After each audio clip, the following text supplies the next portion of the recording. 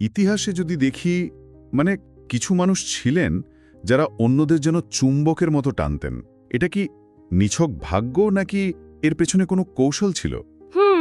দারুণ একটা প্রশ্ন। আজ আমরা রবার্ট গ্রিন আর জুস্ট অ্যালফার্সের লেখা দ্য আর্ট অফ সিডিউশন বইটা নিয়ে একটু গভীরে যাব। বইটার কিছু ধারণা কিন্তু বেশ চমৎপ্রদ। ঠিক তাই। এটা কিন্তু শুধু প্রেম বা রোমান্সের ব্যাপার নয়, তাই না? না, একেবারেই না। এটা আসলে প্রভাব বিস্তার, আকর্ষণ তৈরি আর মানুষের মনস্তত্ত্ব বোঝার একটা অন্যরকম চেষ্টা। বইটা পড়লে মনে হয় ইতিহাসের বড় বড় নেতারা বা প্রভাবশালী ব্যক্তিরা হয়তো এই কৌশলগুলো জানতেন। একদম। বইটার মূল ফোকাসটাই হলো আকর্ষণ কিভাবে তৈরি হয় সেটা বোঝা। মানে এটা কোনো সহজ ফর্মুলা নয়, বরং একটা শিল্প। শিল্প কিভাবে? মানে মানুষের গভীরে যে অপূর্ণ ইচ্ছা বা লুকানো আকাঙ্ক্ষাগুলো থাকে সেগুলোকে বুঝতে পারা, সেগুলোকে স্পর্শ করতে পারা। আমাদের আজকের আলোচনা তো এই বিষয়গুলো নিয়েই। ঠিক, কিভাবে মুগ্ধতা কাজ করে, কোন ধরনের ব্যক্তিত্ব বেশি টানে, আর অন্যের ইমোশনাল চাহিদাগুলো বোঝা কেন এত জরুরি, এই সব। বইটাতে তো 9 ধরনের আকর্ষণীয় ব্যক্তিত্বের কথা বলা হয়েছে, মানে আর্কিটাইপ। যেমন ধরুন সাইরেন। হ্যাঁ, সাইরেন খুব ইন্টারেস্টিং একটা আর্কিটাইপ।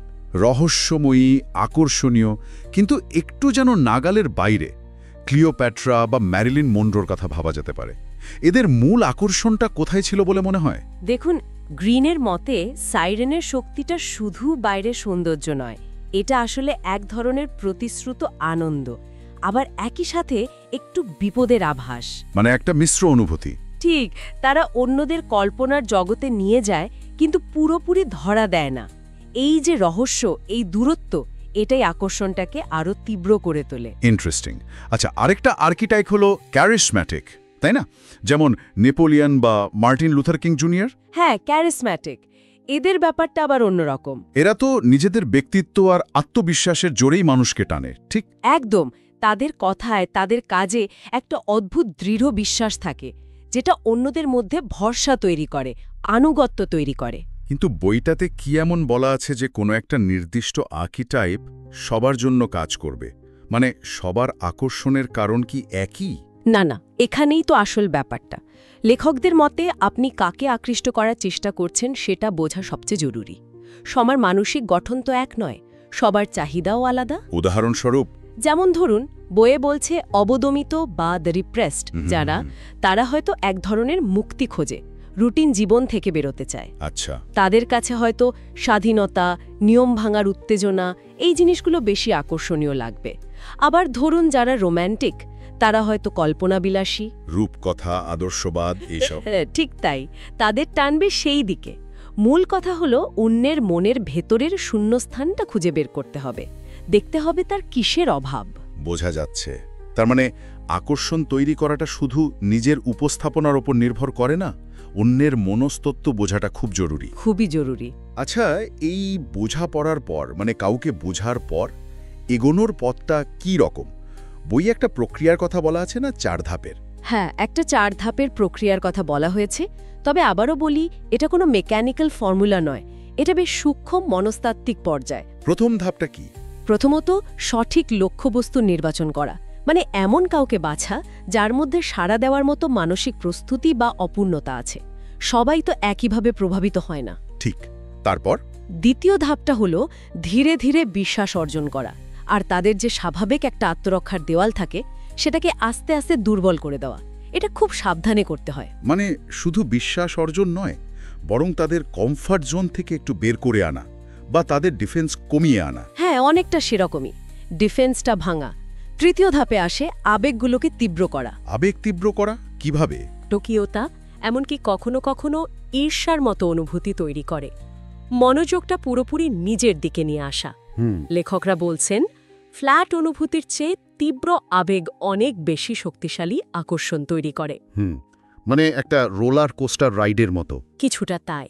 আর চতুর্থ বা শেষ ধাপ হল চূড়ান্ত পদক্ষেপ, যেখানে এক ধরনের মনস্তাত্ত্বিক নির্ভরতা তৈরি হয়।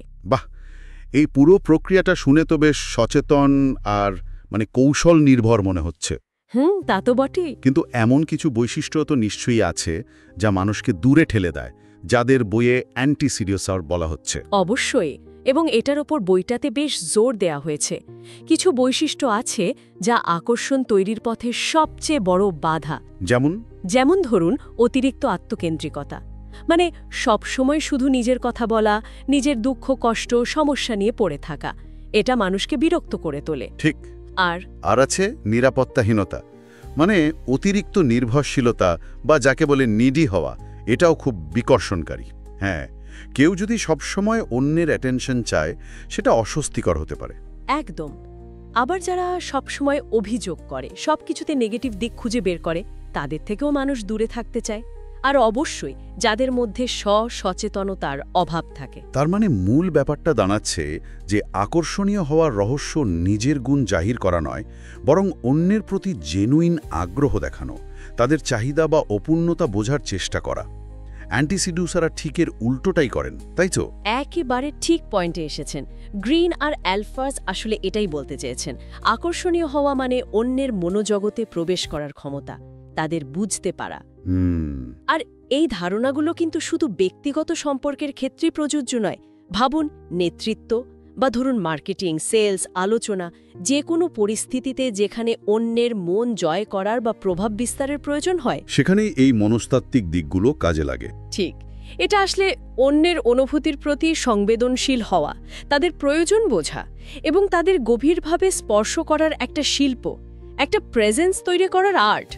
তাহলে আজকের আলোচনা থেকে যা বুঝলাম, আকর্ষণ তৈরি করাটা আসলেই একটা জটিল মনস্তাত্ত্বিক প্রক্রিয়া। নিজের শক্তি জানা, অন্যের চাহিদা বোঝা, একটা সূক্ষ্ম পথ অনুসরণ করা, আর অবশ্যই বিকর্ষণকারী বৈশিষ্ট্যগুলো এড়িয়ে চলা, এগুলোই মনে হচ্ছে মূল উপাদান। হ্যাঁ, মোটামুটি এটাই সারমর্ম। এই আলোচনা শেষে একটা প্রশ্ন কিন্তু মাথায় আসছে। এই যে আকর্ষণের কৌশলগুলো জানা, এগুলো কি আমাদের সম্পর্কগুলোকে আরও সচেতন, আরও অর্থপূর্ণ করে তুলতে সাহায্য করে, নাকি এগুলো আসলে অন্যকে প্রভাবিত করার, মানে ম্যানিপুলেট করার নিপুণ হাতিয়ার মাত্র? কি মনে হয়? এটা সত্যি ভাবনার বিষয়। কৌশল জানা এক জিনিস, আর সেটা কিভাবে ব্যবহার করা হচ্ছে, তার উদ্দেশ্যটা কি, সেটাই আসল। ঠিক। এটা নিয়ে শ্রোতারাও ভাবতে পারেন।